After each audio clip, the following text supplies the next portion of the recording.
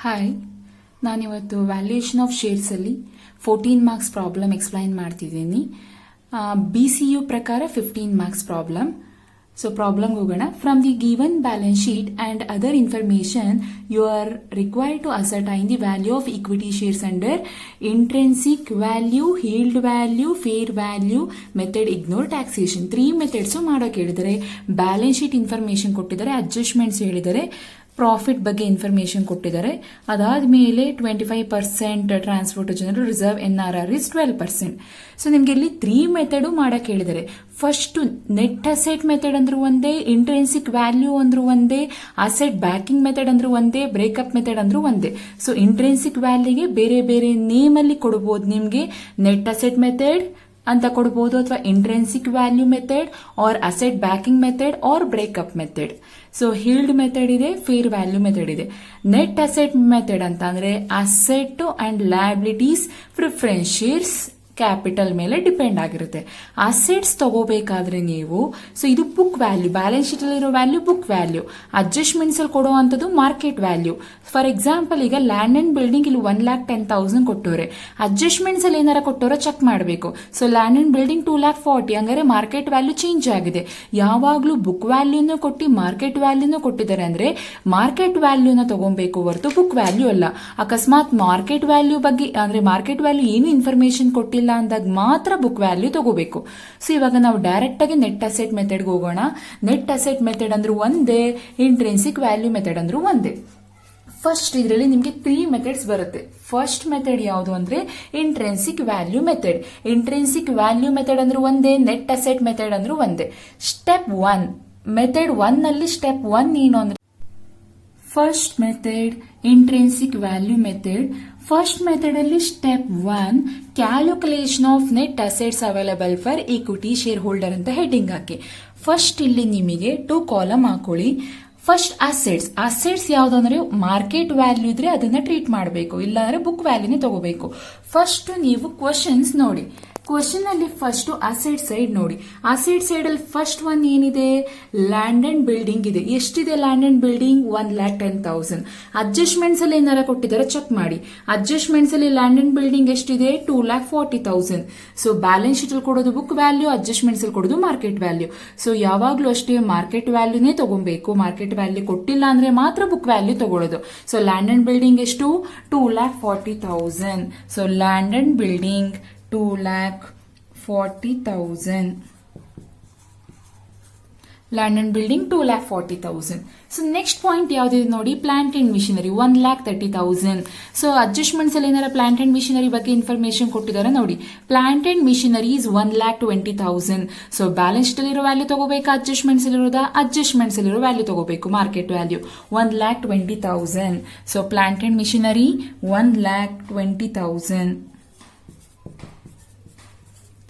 So next balance sheet ಅಲ್ಲಿ next point ಯಾವ್ದಿದೆ ನೋಡಿ, ಪೇಟೆಂಟ್ಸ್ ಅಂಡ್ ಟ್ರೇಡ್ ಮಾರ್ಕ್ 20,000 ಇದೆ. ಅಡ್ಜಸ್ಟ್ಮೆಂಟ್ಸ್ ಅಲ್ಲಿ ಏನಾರ ಕೊಟ್ಟಿದ್ದಾರೆ ಚೆಕ್ ಮಾಡಿ.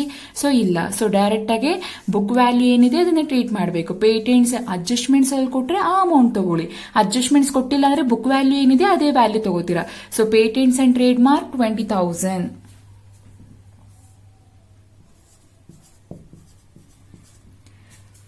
ನೆಕ್ಸ್ಟ್ ಏನಿದೆ ನೋಡಿ, ಸ್ಟಾಕ್.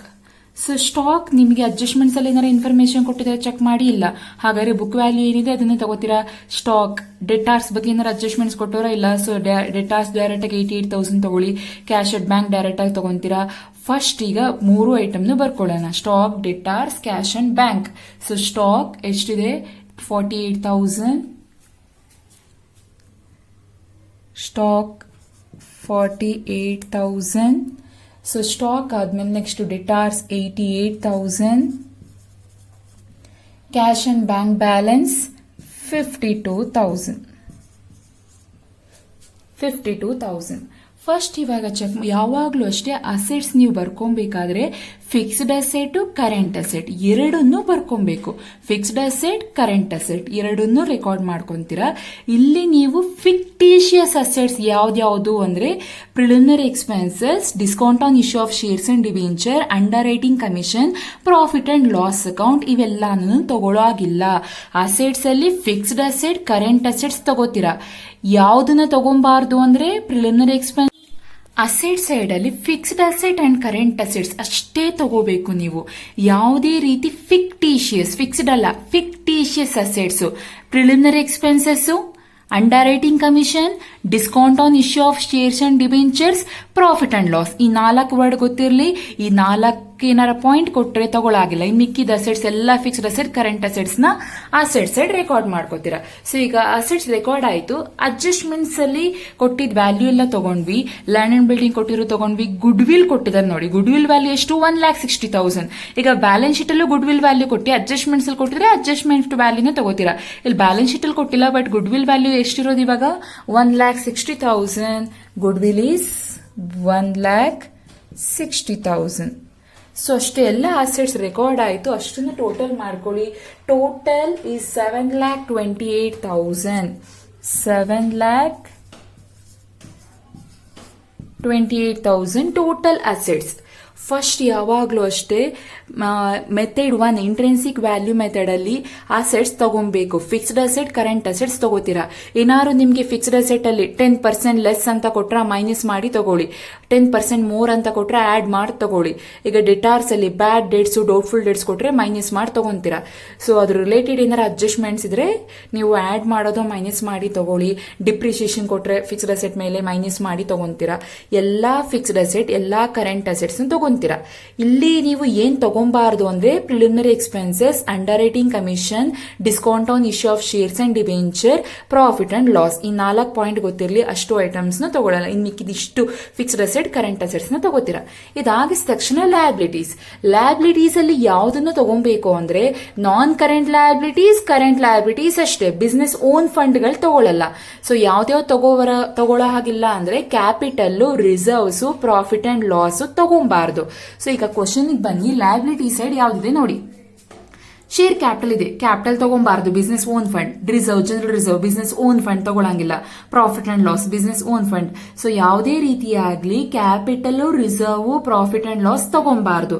ಯಾವಾಗ್ಲೂ ಅಷ್ಟೇ ನೀವು non current liabilities, current liabilities ಅಷ್ಟೇ ತಗೋಬೇಕು. ಸಾಲ ಇಸ್ಕೊಂಡಿದ್ದೀರಾ ನೀವು. ಸಾಲ ಇಸ್ಕೊಂಡ್ಮೇಲೆ 1 ಇಯರ್ ಒಳಗಡೆನೆ ರಿಟರ್ನ್ ಕೊಡಬೇಕು ಅಂದ್ರೆ ಕರೆಂಟ್ ಲಯಬಿಲಿಟಿ. 1 ಇಯರ್ ಆದ್ಮೇಲೆ ರಿಟರ್ನ್ ಕೊಡ್ತೀರಾ ಅಂದ್ರೆ ನಾನ್ ಕರೆಂಟ್ ಲಯಬಿಲಿಟೀಸ್. ಸೊ ಇಲ್ಲಿ non current liabilities, current liabilities. Non current liabilities ಅಂದ್ರೆ ಡಿಬೆಂಚರ್ ಇರ್ಬೋದು, ಲೋನ್ಸ್ ಇರ್ಬೋದು, ಬ್ಯಾಂಕ್ ಲೋನ್ ಇರ್ಬೋದು, secured loan example debentures, borrowings ಇರ್ಬೋದು. ಅದು ಎಲ್ಲಾನು ತಗೊಂತೀರಾ. ಕರೆಂಟ್ ಲಯಬಿಲಿಟೀಸ್ ಅಲ್ಲಿ creditors, bills payable, bank overdraft, outstanding expenses. So ಇವೆಲ್ಲಾನು ತಗೊಂತೀರಾ ನೀವು. ಏನ್ ತಗೊಂಬಾರ್ದು ಅಂದ್ರೆ capital, reserve, profit and loss. ಇನ್ ಮಿಕ್ಕಿರೋ ಐಟಮ್ಸ್ ಎಲ್ಲ ನಾನ್ ಕರೆಂಟ್ ಲಯಬಿಲಿಟೀಸ್, ಕರೆಂಟ್ ಲಯಬಿಲಿಟೀಸ್ ತಗೋಬೇಕು. Liability side capital, reserve, profit and loss ತಗೊಳಾಗಿಲ್ಲ. ಬಿಸ್ನೆಸ್ ಓನ್ ಫಂಡ್ ಏನಿರುತ್ತೆ ಅದನ್ನ ತಗೊಳಾಗಿಲ್ಲ. ಏನೇನ್ ತಗೋಬೇಕು ಅಂದ್ರೆ non current liabilities, current liabilities ಅಷ್ಟೇ ನೀವು ತಗೊಬೇಕು. ಎಕ್ಸಾಂಪಲ್ ನಾನ್ ಕರೆಂಟ್ ಲಯಬಿಲಿಟೀಸ್ಗೆ ಡಿಬೆಂಚರು, ಫಾರ್ ಎಕ್ಸಾಂಪಲ್ ಬಾರೋಯಿಂಗ್ಸ್ ಇರ್ಬೋದು, ಬ್ಯಾಂಕ್ ಲೋನ್, ಇವೆಲ್ಲಾನು ತಗೋಬೇಕು. ಕರೆಂಟ್ ಲಯಬಿಲಿಟೀಸ್ ಅಲ್ಲಿ creditors, bills payable, bank overdraft, ಅಥವಾ ನಿಮ್ಗೆ ಔಟ್ಸ್ಟ್ಯಾಂಡಿಂಗ್ ಎಕ್ಸ್ಪೆನ್ಸಸ್ ಇವೆಲ್ಲಾನು ತಗೊಂತೀರ. Any payables. ಸೊ ಇಲ್ಲಿ ನೀವು ಚೆಕ್ ಮಾಡಿ. ಕ್ಯಾಪಿಟಲ್ ಓನ್ ಫಂಡ್ ತಗೊಳಂಗಿಲ್ಲ, ರಿಸರ್ವ್ ತಗೊಳಂಗಿಲ್ಲ, ಪ್ರಾಫಿಟ್ ಅಂಡ್ ಲಾಸ್ ತಗೊಳಂಗಿಲ್ಲ. ಕ್ರೆಡಿಟಾರ್ಸ್ 1,28,000, ಬಿಲ್ಸ್ ಪೇಯಬಲ್ 60,000 ತಗೋತೀರಾ. ಸೊ ಕ್ರೆಡಿಟಾರ್ಸ್ 1,28,000 ರೆಕಾರ್ಡ್ ಮಾಡ್ಕೊಂಡ್ವಿ. ಬಿಲ್ಸ್ ಪೇಯಬಲ್ 68,000 ರೆಕಾರ್ಡ್ ಮಾಡ್ಕೊಂಡ್ವಿ. So total liabilities is 1,88,000. So minus ಮಾಡ್ಕೋಬೇಕು. Total asset is 7,28,000. Total liability is 1,88,000. So balance amount is 5,40,000. 7,28,000 1,88,000 minus ಮಾಡಿದ್ರೆ 5,40,000. ಇವಾಗ ನಿಮ್ಮ question ಅಲ್ಲಿ ಏನಾದ್ರು ಪ್ರಿಫರೆನ್ಸ್ ಶೇರ್ಸ್ ಇದೆ ಚೆಕ್ ಮಾಡಿ. ಕ್ವಶನ್ ಅಲ್ಲಿ ಪ್ರಿಫರೆನ್ಸ್ ಶೇರ್ ಕ್ಯಾಪಿಟಲೇ ಇಲ್ಲ, ಇನ್ ಅರಿಯರ್ಸ್ ಎಲ್ಲಿ ಕೊಡ್ತಾರೆ. ಅಕಸ್ಮಾತ್ ಇಲ್ಲಿ example 8% preference share capital of ₹1,00,000 ಅಂತ ಕೊಟ್ಟಿದ್ರು ಅನ್ಕೊಳ್ಳಿ. ಇಲ್ಲಿ 1 ಇಯರ್ ಏನೋ ಅರಿಯರ್ಸ್ ಇದೆ ಪ್ರಿಫರೆನ್ಸ್ ಶೇರ್ ಡಿವಿಡೆಂಟ್ ಅಂತ ಅವರು ಅಡ್ಜಸ್ಟ್ಮೆಂಟ್ಸ್ ಅಲ್ಲಿ ಕೊಟ್ಟಿರ್ಬೇಕು. ಸೊ ಇಲ್ಲಿ ಅಡ್ಜಸ್ಟ್ಮೆಂಟ್ಸ್ ಅಲ್ಲಿ 1 ಇಯರ್ ಬಾಕಿ ಇದೆ ಅಂತ ಕೊಟ್ರೆ ಮಾತ್ರ, ಸೊ ಅಲ್ಲಿ 1 ಲ್ಯಾಕ್ ಮೇಲೆ 8% ಮಾಡಿದ್ರೆ ಡಿವಿಡೆಂಡ್ ಸಿಗುತ್ತೆ 8,000 into 1, ಅವಾಗ ಅರಿಯರ್ಸ್ ಆಫ್ ಪ್ರಿಫರೆನ್ಷಿಯಲ್ ಡಿವಿಡೆಂಡ್ ತಗೋತೀರಾ. ಸೊ ಅಡ್ಜಸ್ಟ್ಮೆಂಟ್ಸ್ ಅಲ್ಲಿ ಕೊಟ್ಟಿರ್ಬೇಕು, ಇದು ಮಾತ್ರ ಅಡ್ಜಸ್ಟ್ಮೆಂಟ್ಸ್ ಅಲ್ಲಿ ಕೊಟ್ಟಿರ್ಬೇಕು. ಪ್ರಿಫರೆನ್ಷಿಯಲ್ ಕ್ಯಾಪಿಟಲ್ ಈ ಕ್ವಶನ್ ಅಲ್ಲಿ ಕೊಟ್ಟಿದ್ರೆ ತಗೊಂತೀರಾ. ಕ್ವಶನ್ ಅಲ್ಲಿ ಪ್ರಿಫರೆನ್ಷಿಯಲ್ ಕ್ಯಾಪಿಟಲ್ ಎಲ್ಲ ಡಿವಿಡೆಂಟ್ ಇಲ್ಲಿ ಬರುತ್ತೆ. ಅರಿಯರ್ಸ್ ಅಂದ್ರೆ ಅಡ್ಜಸ್ಟ್ಮೆಂಟ್ಸ್ ಅಲ್ಲಿ ಕೊಟ್ಟಿರ್ಬೇಕು ಅವ್ರು, ಇಲ್ಲ ಅಂದ್ರೆ ಅದು ಬರೋದಿಲ್ಲ. ಸೊ ಈ ಕ್ವಶನ್ ಅಲ್ಲಿ ಅರಿಯರ್ಸ್ ಇಲ್ಲ, ಪ್ರಿಫರೆನ್ಷಿಯಲ್ ಕ್ಯಾಪಿಟಲ್ ಇಲ್ಲ. ಸೊ ಹಾಗಾದ್ರೆ ಲಾಸ್ಟ್ ಬರುವಂತ difference net assets available for equity share holders 5,40,000. So first ಗೊತ್ತಿರಲಿ concept. Method 1 intrinsic value method ಅಲ್ಲಿ calculation of net asset available for equity share holder ಅಲ್ಲಿ assets ಎಲ್ಲಾ market value ತಗೋಬೇಕು. Market value ಅಂದ್ರೆ adjustments ಕೊಟ್ಟಿರೋ value.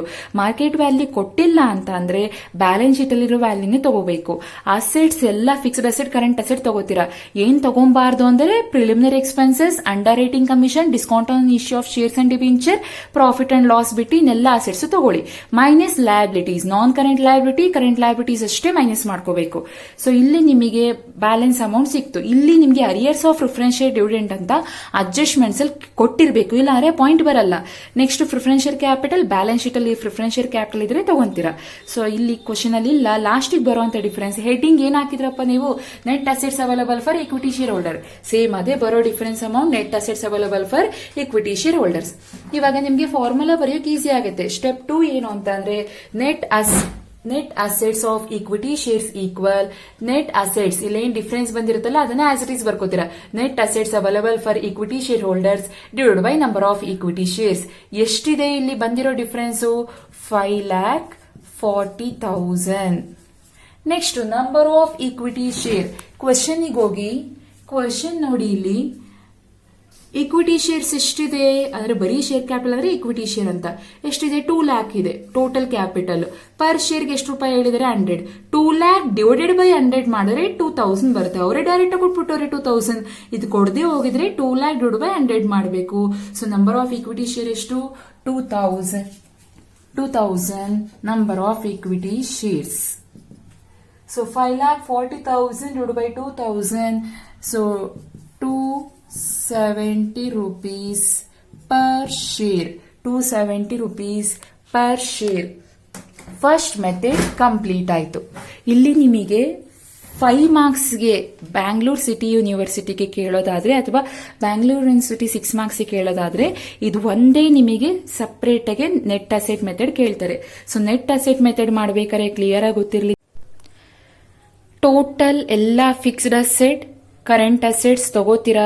Balance sheet ಅಲ್ಲೂ ಕೊಟ್ಟು adjustments ಎಲ್ಲ ಕೊಟ್ಟಿದ್ರೆ ರಿಲೇಟೆಡ್ ಟು ಅದು ಅಡ್ಜಸ್ಟ್ಮೆಂಟ್ಸ್ ಅಲ್ಲಿ ಕೊಡೋ ಮಾರ್ಕೆಟ್ ವ್ಯಾಲ್ಯೂನ ಟ್ರೀಟ್ ಮಾಡ್ತೀರಾ. ಸೊ ಇಲ್ಲಿ ನಿಮಗೆ ಕ್ಲಿಯರ್ ಆಗಿ ಗೊತ್ತಿರಲಿ ಯಾವ ಅಸೆಟ್ ತಗೋಬಾರ್ದು ಅಂದ್ರೆ fictitious ಅಂದ್ರೆ preliminary expenses, under writing commission, discount on issue of shares and debenture, profit and loss account ಬಿಟ್ಟು ಇನ್ನೆಲ್ಲ ಅಸೆಟ್ಸ್ ತಗೊಂತೀರಾ. ನೆಕ್ಸ್ಟ್ ಇಲ್ಲಿ ಲಯಬಿಲಿಟೀಸ್ ಅಲ್ಲಿ ನಾನ್ ಕರೆಂಟ್ ಲಯಬಿಲಿಟಿ, ಕರೆಂಟ್ ಲಯಬಿಲಿಟೀಸ್ ನ ಮೈನಸ್ ಮಾಡ್ಕೋತೀರಾ. ಅಡ್ಜಸ್ಟ್ಮೆಂಟ್ಸ್ ಅಲ್ಲಿ ಕೊಟ್ಟಿರಬೇಕು ಅರಿಯರ್ಸ್ ಆಫ್ ಪ್ರಿಫರೆನ್ಷಿಯಲ್ ಡಿವಿಡೆಂಡ್, ಇಲ್ಲ ಅಂದ್ರೆ ಈ ಪಾಯಿಂಟ್ ಬರೋದಿಲ್ಲ. ಪ್ರಿಫರೆನ್ಷಿಯಲ್ ಕ್ಯಾಪಿಟಲ್ ಬ್ಯಾಲೆನ್ಸ್ ಶೀಟ್ ಅಲ್ಲಿ ಕೊಟ್ಟಿರ್ತಾರೆ. ಸೊ ಇದು ಬಂದಿರೋ difference amount divide by number of equity share ಮಾಡಿದ್ರೆ ಫಸ್ಟ್ ಮೆಥಡ್ ಕಂಪ್ಲೀಟೆಡ್. ಬರೀ ಫಸ್ಟ್ ಮೆಥಡ್ ನಿಮಗೆ 5 ಮಾರ್ಕ್ಸ್ BCUಗೆ ಕೇಳ್ತಾರೆ. BU ಅಂತ ಅಂದ್ರೆ 6 ಮಾರ್ಕ್ಸ್. ಅರ್ಥ ಆಗಿದೆ ಅನ್ಕೊಂಡಿದ್ದೀನಿ. ಇದಾಗಿದ ತಕ್ಷಣ second method healed method. Second method ಯಾವುದು, ಹೀಲ್ಡ್ ಮೆಥಡ್. ಹೀಲ್ಡ್ ಮೆಥಡ್ ಅಲ್ಲಿ ನಿಮಗೆ 4 ಸ್ಟೆಪ್ಸ್ ಗೊತ್ತಿರಬೇಕು. ಸ್ಟೆಪ್ 1 ಏನಂತಂದ್ರೆ ಕ್ಯಾಲ್ಕುಲೇಷನ್ ಆಫ್ ಆವರೇಜ್ ಪ್ರಾಫಿಟ್. ನಿಮಗೆ already valuation of good will problem ಗೊತ್ತಿದೆ ಅಂದ್ರೆ ಇದು ಮಾಡೋಕೆ ಇನ್ನೂ ಈಸಿ ಆಗುತ್ತೆ ನಿಮಗೆ. So step 1 average profit. Average profit calculate ಮಾಡಬೇಕಾದ್ರೆ 2 ತರ ಬರುತ್ತೆ. ಒಂದು ಸಿಂಪಲ್ ಆವರೇಜ್, ಇನ್ನೊಂದು ವೇಟೆಡ್ ಆವರೇಜ್ ಅಂತ. ಸೊ ಸಿಂಪಲ್ ಆವರೇಜ್ ಅಂದ್ರೆ ಫಾರ್ ಎಕ್ಸಾಂಪಲ್ ನಿಮ್ ಕ್ವಶನ್ ಅಲ್ಲಿ ಫಸ್ಟ್ ಇಯರ್ ಪ್ರಾಫಿಟ್ 10,000 ಅಂತ ಕೊಟ್ಟವ್ರೆ, ಸೆಕೆಂಡ್ ಇಯರ್ ಪ್ರಾಫಿಟ್ 15,000 ಅಂತ ಕೊಟ್ಟವ್ರೆ, ಥರ್ಡ್ ಇಯರ್ ಪ್ರಾಫಿಟ್ 8,000 ಅಂತ ಹೇಳಿದ್ದಾರೆ. ಸೊ ನಿಮಗೆ ಇಲ್ಲಿ ಯಾವಾಗ್ಲೂ ಅಷ್ಟೇ ಈ ಪ್ರೀವಿಯಸ್ ಇಯರ್ ಪ್ರಾಫಿಟ್ ಈಗ 10,000 ಇರೋದು 15 ಆಯ್ತು, ಆಮೇಲೆ 8 ಆಯ್ತು. ಫ್ಲಕ್ಚುಯೇಟಿಂಗ್ ಆಗಿದೆಯಾ ಅಂದ್ರೆ ಚೇಂಜಸ್ ಇದೆ. ಪ್ರಾಫಿಟ್ ಅಲ್ಲಿ ಏನಾದ್ರೂ ಚೇಂಜಸ್ ಫ್ಲಕ್ಚುಯೇಟಿಂಗ್ ಆಗಿದ್ರೆ ಅದನ್ನ ಸಿಂಪಲ್ ಆವರೇಜ್ ಅಂತ ಕರೀತಾರೆ. ಅಕಸ್ಮಾತ್ ಪ್ರೀವಿಯಸ್ ಇಯರ್ ಪ್ರಾಫಿಟ್ ಕಂಟಿನ್ಯೂಸ್ ಇದು 18 ಆಯ್ತು ಅನ್ಕೊಳ್ಳಿ, 10 ಇರೋದು 15 ಆಯ್ತು, 15 ಇರೋದು 18 ಆಯಿತು. ಕಂಟಿನ್ಯೂಸ್ ಇನ್ಕ್ರೀಸ್ ಆಗಿದೆ. ಕಂಟಿನ್ಯೂಸ್ ಇನ್ಕ್ರೀಸ್ ಆಗಿದ್ರೆ ಅದನ್ನ ವೇಟೆಡ್ ಆವರೇಜ್ ಅಂತ ಕರೀತಾರೆ. ಡಿಪೆಂಡ್ಸ್ ಆನ್ ಏನು ಪ್ರಾಫಿಟ್ ಕೊಟ್ಟವ್ರೆ ಅಡ್ಜಸ್ಟ್ಮೆಂಟ್ಸ್ ಇದ್ರೆ ಅದನ್ನ ಮೈನಸ್ ಮಾಡ್ಕೊಂಡ್ಮೇಲೆ ಬರುವಂತ ಡಿಫ್ರೆನ್ಸ್ ಮೇಲೆ ಅದು ಸಿಂಪಲ್ ವೇಟೆಡ್ ಅಂತ ನೀವು ಕ್ಯಾಲ್ಕುಲೇಟ್ ಮಾಡ್ಕೋಬೇಕು. ಫಸ್ಟ್ ಈ ಕ್ವಶನ್ ಬನ್ನಿ. ಸೊ ಇವಾಗ ಮೆಥಡ್ ಟು ಹೀಲ್ಡ್ ಮೆಥಡ್ ಅಲ್ಲಿ first step calculation of average profit ಅಂತ. ಸೊ ಪ್ರಾಫಿಟ್ ಕೊಟ್ಟರೋ ಚೆಕ್ ಮಾಡಿ. ಇಲ್ಲಿ ಕೊಟ್ಟಿದ್ದಾರೆ ನೋಡಿ, the profit of the company have been as follows ಅಂತ ಹೇಳಿದರೆ ಪ್ರಾಫಿಟ್ 80,000, 90,000, 1,06,000. ನೀವು ಇಲ್ಲಿ ನೋಡಿದ ತಕ್ಷಣ 80,000 ಇರೋದು 90 ಆಗಿದೆ, 90 ಇರೋದು 1,06,000 ಕಂಟಿನ್ಯೂಸ್ ಇನ್ಕ್ರೀಸ್ ಆಗಿದೆ, ವೇಟೆಡ್ ಆವರೇಜ್ ಅಂತ ಅನ್ಕೋತೀರಾ. ಏನಾದ್ರೂ ರಿಲೇಟೆಡ್ ಅಡ್ಜಸ್ಟ್ಮೆಂಟ್ಸ್ ಇದೆಯಾ ಚೆಕ್ ಮಾಡಿ. ಇಲ್ಲೇನಾದ್ರು ನಿಮ್ಗೆ ರೆಮ್ಯುನರೇಷನ್ ಪೇ ಮಾಡಿದೀವಿ, ಸೊ ಇಂಟ್ರೆಸ್ಟ್ ಆನ್ ಇನ್ವೆಸ್ಟ್ಮೆಂಟ್ ಇದೆ, ನಾರ್ಮಲ್ ಅಬ್ನಾರ್ಮಲ್ ರಿಲೇಟೆಡ್ ಏನಾದ್ರು ಅಡ್ಜಸ್ಟ್ಮೆಂಟ್ಸ್ ಇದೆ ಚೆಕ್ ಮಾಡಿ. ಈ ಪ್ರಾಫಿಟ್ ರಿಲೇಟೆಡ್ ಏನು ಅಡ್ಜಸ್ಟ್ಮೆಂಟ್ಸ್ ಕೊಟ್ಟಿಲ್ಲ ಅಂದ್ರೆ ಇದೇ ಫೈನಲ್ ಅಮೌಂಟ್. 80 ಇರೋದು 90 ಆಗಿದೆ, 90 ಇರೋದು 1,06,000 ಆಗಿದೆ, ಅಂದ್ರೆ ಕಂಟಿನ್ಯೂಸ್ ಇನ್ಕ್ರೀಸ್ ಆಗಿದೆ. ನೀವು ಇದೇ ಮೇನ್ ಮಾಡೋದ್ ಪ್ರಾಬ್ಲಮ್. ಸೊ ಎಲ್ಲ ನಿಮ್ಗೆ ಇಲ್ಲಿ ಪ್ರಾಫಿಟ್ ಕೊಟ್ಬಿಟ್ಟವ್ರೆ ಡೈರೆಕ್ಟ್ ಆಗಿ ಎಲ್ಲ ಆಡ್ ಮಾಡ್ಕೋತೀರಾ, total profit divide by number of years ಮಾಡ್ತೀರಾ, ಸಿಂಪಲ್ ಅವರೇಜ್ ಕಂಪ್ಲೀಟ್ ಆಯ್ತು ಅಂತ ಟ್ರೀಟ್ ಮಾಡ್ತೀರಾ. ಕ್ವಶನ್ ಅಲ್ಲಿ ಯಾವಾಗ ಬ್ಯಾಡ್ ಡೇಟ್ಸ್ ಡೌಟ್ಫುಲ್ ಡೇಟ್ಸ್ ಕೊಟ್ಟವ್ರೆ ಅವಾಗ ಮಾತ್ರ ಪ್ರಾಫಿಟ್ ಇನ್ಕ್ರೀಸ್ ಆಗಿದ್ರು ಸಿಂಪಲ್ ಅವರೇಜೇ ಮಾಡಬೇಕು. ಸೊ ಇಲ್ಲಿ ನಿಮಗೆ ಏನೇ ರೀತಿ ಬ್ಯಾಡ್ ಡೇಟ್ಸ್ ಆಗಲಿ ಡೌಟ್ಫುಲ್ ಡೇಟ್ಸ್ ಆಗಲಿ ಏನು ಇನ್ಫಾರ್ಮೇಶನ್ ಕೊಟ್ಟಿಲ್ಲ. ಪ್ರೀವಿಯಸ್ ಇಯರ್ ಪ್ರಾಫಿಟ್ ಇನ್ಕ್ರೀಸ್ ಆಗಿದ್ರೆ ಹಾಗಾದ್ರೆ ನೀವು ವೇಟೆಡ್ ಅವರೇಜೇ ಮಾಡಬೇಕು. ಸೊ ಫಸ್ಟ್ ಇಯರ್ ಪ್ರಾಫಿಟ್ ಎಷ್ಟಿದೆ, ವೇಟೆಡ್ ಅವರೇಜ್ಗೆ ಫಾರ್ಮೆಟ್ ಏನು ಅಂತಂದ್ರೆ ಪ್ರಾಫಿಟ್ ಬರ್ಕೋಬೇಕು, ವೇಟ್ಸ್ ಬರ್ಕೋಬೇಕು, ಪ್ರಾಡಕ್ಟ್ ಬರ್ಕೋಬೇಕು. ಈಗ ಪ್ರಾಫಿಟ್ಸ್ ಫಸ್ಟ್ ಇಯರ್ ಎಷ್ಟು, 80,000 first year profit. First year profit 80,000. Second year profit ಎಷ್ಟಿದೆ, 90,000. Third year 1,06,000. 90,000, 1,06,000. ವೇಟ್ ಕ್ವಶನ್ ಅಲ್ಲಿ ಏನಾರ ಕೊಟ್ಟವರ ಚೆಕ್ ಮಾಡಬೇಕು. ಕೊಟ್ಟಿಲ್ಲ ಅಂತಂದ್ರೆ ಫಸ್ಟ್ ಇಯರ್ಗೆ 1, ಸೆಕೆಂಡ್ ಇಯರ್ಗೆ 2, ಥರ್ಡ್ ಇಯರ್ಗೆ 3. ಸೊ 3 + 2 + 1 ಎಷ್ಟು, 6. ಟೋಟಲ್ ವೇಟ್ಸ್ ಎಷ್ಟು, 6. ಈಗ 80 into 1 profit into weight, 80,000 into 1, so 80,000. Example ಇದು ಎ ಕಾಲಮ್ ಅನ್ಕೊಳ್ಳಿ, ಇದು ಬಿ, ಇದು A into B. 80,000 into 1 80,000, 90,000 into 2 ಮಾಡಿ. ಸೊ 90,000 into 2 ಮಲ್ಟಿಪ್ಲಿಕೇಶನ್ ಮಾಡಿ 1,80,000. ನೆಕ್ಸ್ಟ್ 1,06,000 into 3 ಮಾಡಿದ್ರೆ 3,18,000. ಟೋಟಲ್ ಮಾಡಿ 80,000 plus 1,80,000 plus 3,18,000, total 5,78,000. So total product is 5,78,000. Total weight is 6. Formula: weighted average profit equal total product is 5,78,000 divided by total weight is 6. So 5,78,000 divided by 6 ಮಾಡಿದ್ರೆ ನಿಮಗೆ 5,78,000 divided by 6 ಮಾಡಿದ್ರೆ ನಿಮಗೆ 96,333. So ಯಾವಾಗಲೂ ಅಷ್ಟೇ healed method ಮಾಡಬೇಕಾದ್ರೆ step 1 calculation of average profit. ನಿಮಗೆ question ಅಲ್ಲಿ ಏನಾದ್ರೂ ಏನು ಅಡ್ಜಸ್ಟ್ಮೆಂಟ್ಸ್ ಕೊಡ್ದೇನೆ ಒನ್ಲಿ ಪ್ರಾಫಿಟ್ ಅಷ್ಟೇ ಕೊಟ್ಟಿದ್ದಾರೆ, ಪ್ರೀವಿಯಸ್ ಇಯರ್ ಪ್ರಾಫಿಟ್ ಏನಾದ್ರೂ ಕಂಟಿನ್ಯೂಸ್ ಇನ್ಕ್ರೀಸ್ ಆಗಿದ್ರೆ ಅವಾಗ ಪ್ರಾಫಿಟ್ ಬರ್ಕೊಳ್ಳಿ. ವೆಯ್ಟ್ ಏನಾರ ಕೊಟ್ಟಿಲ್ಲ ಅಂದ್ರೆ ನೀವೇ 1 2 3 ಅಂತ ಅಲಾಟ್ ಮಾಡ್ಕೊಳ್ಳಿ. ಮಲ್ಟಿಪ್ಲಿಕೇಶನ್ ಮಾಡಿದಕ್ಕೆ ಟೋಟಲ್ ಪ್ರಾಡಕ್ಟ್ ಸಿಕ್ತು, ಡಿವೈಡ್ ಬೈ ಟೋಟಲ್ ವೆಯ್ಟ್ ಮಾಡಿದಕ್ಕೆ ಅಮೌಂಟ್ ಸಿಕ್ತು. ಅಕಸ್ಮಾತ್ ಏನಾರ ಫ್ಲಕ್ಚುಯೇಟಿಂಗ್ ಚೇಂಜಸ್ 80,000 ಇರೋದು 70 ಆಗಿದೆ, ಆಮೇಲೆ 1,00,000 ಫ್ಲಕ್ಚುಯೇಟಿಂಗ್ ಏನಾರು ಆಗಿದ್ರೆ ಎಲ್ಲಾ ಪ್ರಾಫಿಟ್ ಆಡ್ ಮಾಡಿ divide by number of years ಮಾಡಿದ್ರೆ ಸಿಂಪಲ್ ಆವರೇಜ್. ಸಿಂಪಲ್ ಆವರೇಜ್ ಅಂದ್ರೆ ಫ್ಲಕ್ಚುಯೇಟಿಂಗ್ ಆಗಿದ್ರೆ, ವೇಟೆಡ್ ಆವರೇಜ್ ಅಂದ್ರೆ ಕಂಟಿನ್ಯೂಸ್ ಇನ್ಕ್ರೀಸ್ ಆದಾಗ ಯೂಸ್ ಮಾಡ್ತೀರಾ. ನೆಕ್ಸ್ಟ್ ಸ್ಟೆಪ್ 2 ಏನಂದ್ರೆ calculation of profit available for equity dividend. ಹಿಂದೆ ಸ್ಟೆಪ್ ಯಾವ್ದು ಮಾಡಿದ್ರೆ ಚೆಕ್ ಮಾಡಬೇಕು. ಆವರೇಜ್ ಪ್ರಾಫಿಟ್ ಎಷ್ಟು ಆನ್ಸರ್ ಬಂದಿತ್ತು, 96,333. Average profit is 96,333. ಸೊ ಇಲ್ಲಿ ನಿಮ್ಗೆ ಇಗ್ನೋರ್ ಟ್ಯಾಕ್ಸೇಷನ್ ಅಂತ ಹೇಳಿದರೆ, ಅಂದ್ರೆ ಟ್ಯಾಕ್ಸೇ ಕೊಟ್ಟಿಲ್ಲ, ನಿಲ್ ಅಷ್ಟೇ ಬ್ಯಾಲೆನ್ಸ್ ಉಳ್ಕೊಳುತ್ತೆ. ಟ್ರಾನ್ಸ್ಫರ್ ಟು ಜನರಲ್ ರಿಸರ್ವ್ ಏನಾರ ಕೊಟ್ಟಿದ್ದಾರೆ ಚೆಕ್ ಮಾಡಿ. ಇಲ್ಲಿ ಕೊಟ್ಟಿದ್ದಾರೆ ನೋಡಿ, transfer to 25% of profit to general reserve. ನೀವು ಮಾಡೋ ಮಿಸ್ಟೇಕ್ ಏನಂದ್ರೆ ಬ್ಯಾಲೆನ್ಸ್ ಶೀಟ್ ಅಲ್ಲಿರೋ ಜನರಲ್ ರಿಸರ್ವ್ ತಗೋಬಿಡ್ತೀರಾ, ಅದನ್ನ ನೋಡೋ ಹಾಗೆ ಇಲ್ಲ. ನೀವು ಓನ್ಲಿ ಅಡ್ಜಸ್ಟ್ಮೆಂಟ್ಸ್ ಅಲ್ಲಿ ಕೊಟ್ಟಿದ್ರೆ ಮಾತ್ರ 25% ಅಂತ ಹೇಳಿರ್ತಾರೆ. ಸೊ ಈ 96,333 ಮೇಲೆ 25%. 96,333 into 25%, 24,083. ಈಗ ನಿಮ್ಮ ಕ್ವಶನ್ ಅಲ್ಲಿ ಏನಾದರೂ ಪ್ರಿಫರೆನ್ಷಿಯಲ್ ಕ್ಯಾಪಿಟಲ್ ಇದ್ರೆ ಸೊ ಅಲ್ಲಿ ಆ ಅಮೌಂಟ್ ಎಷ್ಟು ಕ್ಯಾಪಿಟಲ್ ಇದೆ ಆ ಅಮೌಂಟ್ ಮೇಲೆ ಡಿವಿಡೆಂಟ್ ನ ಕ್ಯಾಲ್ಕುಲೇಟ್ ಮಾಡ್ತೀರಾ. 8% ಪ್ರಿಫರೆನ್ಷಿಯಲ್ ಕ್ಯಾಪಿಟಲ್ ಅಂತ ಏನಾರ ಕೊಟ್ಟಿದ್ರು ಅಂದ್ರೆ 1 lakh ಕ್ಯಾಪಿಟಲ್ ಅನ್ಕೊಳ್ಳಿ, 1 lakh ಇಂಟು 8% ಮಾಡ್ತೀವಿ. ಈ ಕ್ವಶನ್ ಅಲ್ಲಿ ಪ್ರಿಫರೆನ್ಷಿಯಲ್ ಕ್ಯಾಪಿಟಲ್ ಇದೆಯಾ ನೋಡಿ, ಇಲ್ಲ, ಕೊಟ್ಟೇ ಇಲ್ಲ. ಸೊ ಹಾಗಾದ್ರೆ ಬರೋದೇ ಇಲ್ಲ. ಸೊ 96,333 ಇಂದ ಟ್ರಾನ್ಸ್ಪೋರ್ಟ್ ರಿಸರ್ವ್ ಏನ್ ಮಾಡಬೇಕು, minus 96,333 minus 24,083, remaining balance is 72,250. 72,250.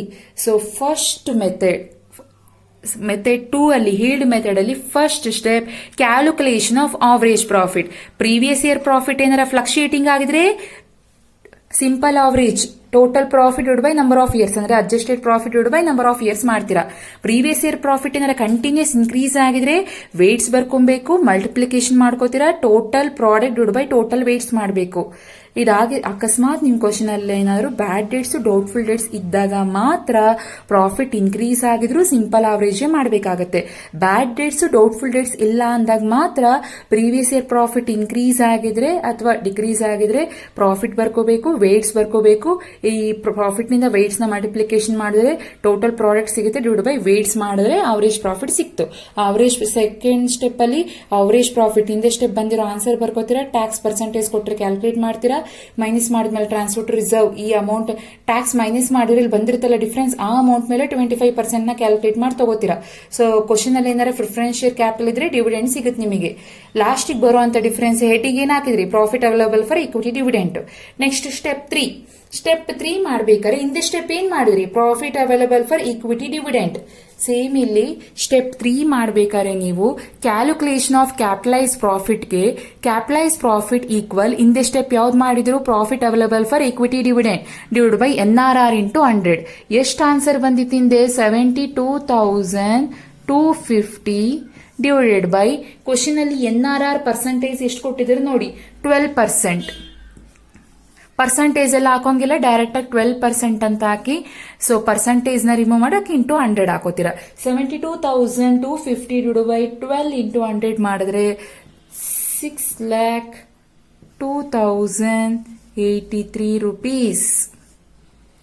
6,02,083 rupees ಬಂದಿದೆ. ಸೊ ನೆಕ್ಸ್ಟ್ ಸ್ಟೆಪ್ 4 ಮಾಡಬೇಕಾದ್ರೆ ನೀವು calculation of yield value per share ಅಂದ್ರೂ ಒಂದೇ, calculation of market value per share ಅಂದ್ರೂ ಒಂದೇ. ಹಿಂದೆ ಸ್ಟೆಪ್ ಏನ್ ಮಾಡಿದ್ರಿ, ಕ್ಯಾಲ್ಕುಲೇಷನ್ ಆಫ್ ಕ್ಯಾಪಿಟಲೈಸ್ ಪ್ರಾಫಿಟ್, ಆ ಸ್ಟೆಪ್ ಇಲ್ಲಿಗೆ ಕ್ಯಾರಿ ಆಗುತ್ತೆ. ಎಷ್ಟು ಆನ್ಸರ್ ಬಂದಿತ್ತು, capitalise profit 6,02,083. So yield value per share equal capitalise profit divide by number of equity share. Capitalise profit answer ಎಷ್ಟು ಬಂದಿದೆ ನೋಡಿ, ಚೆಕ್ ಮಾಡಿ.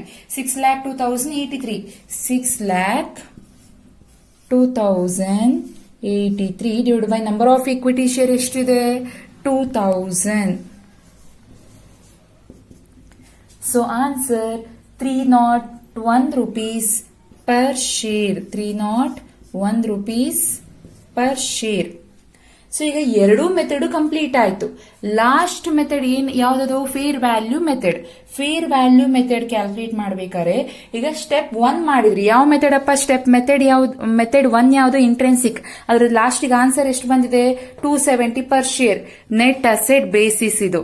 ಹೀಲ್ಡ್ ಮೆಥಡ್ 4 ಮೆಥಡ್ ಮಾಡಿದ್ರಿ, ಲಾಸ್ಟಿಗೆ ಬಂದಿರೋ ಆನ್ಸರ್ ಎಷ್ಟು, 301 per share. ಸೊ ಅಂದ್ರೆ fair value method equal net asset basis plus healed basis divide by 2. Net asset ಎಷ್ಟು ಆನ್ಸರ್ ಬಂದಿದೆ, 270 ಪ್ಲಸ್ ಹೀಲ್ಡ್ ಎಷ್ಟು ಆನ್ಸರ್ ಬಂದಿದೆ, 301 divided by 2. 285 rupees per share. ಇಷ್ಟು ಮಾಡಿದ್ರೆ ನಿಮಗೆ 14 ಮಾರ್ಕ್ಸ್. ಇನ್ನೊಂದ್ಸರಿ ರಿಪೀಟ್ ಮಾಡ್ತೀನಿ, ಕೇಳಿಸ್ಕೊಳ್ಳಿ ಫಸ್ಟ್ ನೀವು. ವ್ಯಾಲ್ಯೂಯೇಷನ್ ಆಫ್ ಶೇರ್ಸ್ ಅಲ್ಲಿ ಪರ್ಫೆಕ್ಟ್ ಆಗಿ 3 ಮೆಥಡ್ಸ್ ನ ನೀವು ಪರ್ಫೆಕ್ಟ್ ಆಗಿರಬೇಕು. First method intrinsic value method, ಅದರಲ್ಲಿ ಅಸೆಟ್ಸ್ ನ ತಗೊಂತೀರಾ, ಫಿಕ್ಸ್ಡ್ ಅಸೆಟ್ ಕರೆಂಟ್ ಅಸೆಟ್ಸ್ ನ ತಗೊಂತೀರಾ ರಿಲೇಟೆಡ್ ಟು ಅಡ್ಜಸ್ಟ್ಮೆಂಟ್ಸ್ ಮೈನಸ್ ಆಡೋ ಮಾಡ್ಕೊಂಡು, ಅದಾಗಿ ಸೆಕ್ಷನ್ ಲಯಬಿಲಿಟೀಸ್ ಓನ್ಲಿ ನಾನ್ ಕರೆಂಟ್ ಲಯಬಿಲಿಟೀಸ್ ನ ಮೈನಸ್ ಮಾಡ್ಕೋತೀರಾ. ಅಡ್ಜಸ್ಟ್ಮೆಂಟ್ಸ್ ಅಲ್ಲಿ ಏನಾರ ಅರಿಯರ್ಸ್ ಆಫ್ ಪ್ರಿಫರೆನ್ಷಿಯಲ್ ಡಿವಿಡೆಂಟ್ ಇದ್ರೆ ಮೈನಸ್ ಮಾಡ್ಕೋತೀರಾ. ಕ್ವಶನ್ ಅಲ್ಲಿ ಏನಾರು ಬ್ಯಾಲೆನ್ಸ್ ಶೀಟ್ ಅಲ್ಲಿ ಪ್ರಿಫರೆನ್ಷಿಯಲ್ ಕ್ಯಾಪಿಟಲ್ ಇದ್ರೆ ಮೈನಸ್ ಮಾಡ್ಕೋತೀರಾ. ಲಾಸ್ಟ್ ಬರುವಂತ difference net assets available for equity share holders ಆಯ್ತು. ಈಗ net assets available for equity share holders divide by number of equity share ಮಾಡ್ತೀರಾ. First method complete ಆಯ್ತು. Method 2 ಅಲ್ಲಿ healed value method ಅಲ್ಲಿ 4 step ಬರುತ್ತೆ. Step 1 calculation of average profit. Previous year profit ಏನಾರ fluctuating changes ಏನಾರು ಆಗಿದ್ರೆ simple average profit ಅಂದ್ರೆ simple average method ಮಾಡಬೇಕಾಗುತ್ತೆ. ಸಿಂಪಲ್ ಆವರೇಜ್ ಪ್ರಾಫಿಟ್ ಈಕ್ವಲ್ ಎಲ್ಲಾ ಪ್ರಾಫಿಟ್ ನ add ಮಾಡ್ಕೋತೀರಾ. Average adjusted profit divide by number of equity share ಮಾಡಬೇಕು. ಇಲ್ಲ previous year profit continuous increase ಆಗಿದ್ರೆ ಸೊ ಆ ಪ್ರಾಫಿಟ್ ನ ಬರ್ಕೋಬೇಕು. ವೇಟ್ ನೀವೇ ಅಲಾಟ್ ಮಾಡ್ಕೋಬೇಕು 1 2 3. ಸೊ ಪ್ರಾಫಿಟ್ ಇಂಟು ವೇಟ್ಸ್ ನ ಮಲ್ಟಿಪ್ಲಿಕೇಶನ್ ಮಾಡಿದ್ರೆ ಪ್ರಾಡಕ್ಟ್ ಸಿಗುತ್ತೆ. Total product by total weight ಮಾಡ್ತೀರಾ. ಸೊ ಸ್ಟೆಪ್ 1 ಕಂಪ್ಲೀಟ್ ಆಯ್ತು. Step 2 calculation of profit available for equity dividend. ಹಿಂದೆ ಸ್ಟೆಪ್ ಯಾವ್ದು ಮಾಡಿದ್ರಿ, ಆವರೇಜ್ ಪ್ರಾಫಿಟ್ ತಗೋತೀರಾ. ಈ ಕ್ವಶನ್ ಅಲ್ಲಿ ಟ್ಯಾಕ್ಸ್ ಕೊಟ್ಟಿಲ್ಲ, ಬಂದಿರೋ ಡಿಫರೆನ್ಸ್ ಮೇಲೆ transfer to general reserve calculate ಮಾಡ್ತೀರಾ. ಈಗ ಅಕಸ್ಮಾತ್ ಟ್ಯಾಕ್ಸ್ ಇತ್ತು ಅನ್ಕೊಳ್ಳಿ, ಮೈನಸ್ ಮಾಡಿ ಬರೋ ಡಿಫರೆನ್ಸ್ ಅಮೌಂಟ್ ಮೇಲೆ 25% ಮಾಡಬೇಕಿತ್ತು. ಸೊ ಈಗ ಬಂದಿರೋ ಡಿಫರೆನ್ಸ್ 96,333 ಮೇಲೆ 25% 24,083 ಮೈನಸ್ ಮಾಡಿದಕ್ಕೆ ಇಲ್ಲಿ ಯಾವುದೇ ರೀತಿ ಪ್ರಿಫರೆನ್ಸ್ ಶೇರ್ ಕ್ಯಾಪಿಟಲ್ಲೇ ಇಲ್ಲ. ಸೊ ಡಿವಿಡೆಂಟು ಬರಲ್ಲ ಅವಾಗ. ಸೊ ಬಂದಿರುವಂತ difference 72,250 profit available for equity dividend. Next step 3 calculation of capitalise profit. Capitalise profit ಮಾಡಬೇಕಾದ್ರೆ ಹಿಂದೆ ಸ್ಟೆಪ್ ಯಾವ್ದು ಮಾಡಿದ್ರಿ, profit available for equity dividend divided by NRR into 100. So ಇಲ್ಲಿ ಏನ್ ಬಂದಿತ್ತು ಡಿಫರೆನ್ಸ್ ಅಮೌಂಟ್ ತಗೊಳ್ಳಿ. NRR ಪರ್ಸೆಂಟೇಜ್ ಎಷ್ಟು ಕೊಟ್ಟರು ನೋಡಿ, 12%. 12 ಇಂಟು 100 ಮಾಡಿದ್ರಿ ಆನ್ಸರ್ ಸಿಕ್ತು. ನೆಕ್ಸ್ಟ್ ಸ್ಟೆಪ್ 4 ಏನಂದ್ರೆ calculation of yield value per share ಅಂದ್ರೆ ಒಂದೇ ಮಾರ್ಕೆಟ್ ವ್ಯಾಲ್ಯೂ ಪರ್ ಶೇರ್. ಹಿಂದೆ ಸ್ಟೆಪ್ ಯಾವ್ದು ಮಾಡಿದ್ರಿ, ಕ್ಯಾಪಿಟಲೈಸ್ ಪ್ರಾಫಿಟ್ ಅಮೌಂಟ್ ತಗೊಂಡ್ರಿ divide by number of equity share. ಮುಗೀತು. ಫಸ್ಟ್ ಮೆಥಡ್ ಮುಗೀತು, ಸೆಕೆಂಡ್ ಮೆಥಡ್ ಮುಗೀತು. Last method fair value method. Fair value equal net asset basis plus healed basis divide by 2. Net asset ಎಷ್ಟು answer ಬಂದಿದೆ 270 plus healed ಎಷ್ಟು answer ಬಂದಿದೆ 301 divide by 2 ಮಾಡಿದ್ರೆ so total Bangalore university ಪ್ರಕಾರ 14 marks problem, BCU university ಪ್ರಕಾರ 15 marks problem. ಏನಾರ doubt ಇದೆ ಅಂದ್ರೆ ಕ್ಲಾರಿಫೈ ಮಾಡ್ಕೊಳ್ಳಿ. ಇಂಪಾರ್ಟೆಂಟ್ ಕ್ವಶನ್ಸ್ ಕಂಪಲ್ಸರಿ ನಿಮ್ಗೆ BCU ಅವ್ರಿಗೆ 15 ಮಾರ್ಕ್ಸ್ಗೆ ಕೇಳ್ತಾರೆ, BU ಅವ್ರಿಗೆ 14 ಮಾರ್ಕ್ಸ್ ಕೇಳ್ತಾರೆ. ಸೊ ಇಲ್ಲಿ ನಿಮಗೆ 3 ಮೆಥಡ್ಸ್ ಗೊತ್ತಿರಬೇಕು. ಈಸಿ ಇದೆ, ಕಾನ್ಸೆಪ್ಟ್ ನ ನೀಟಾಗಿ ಅರ್ಥ ಮಾಡ್ಕೊಳ್ಳಿ. Thank you.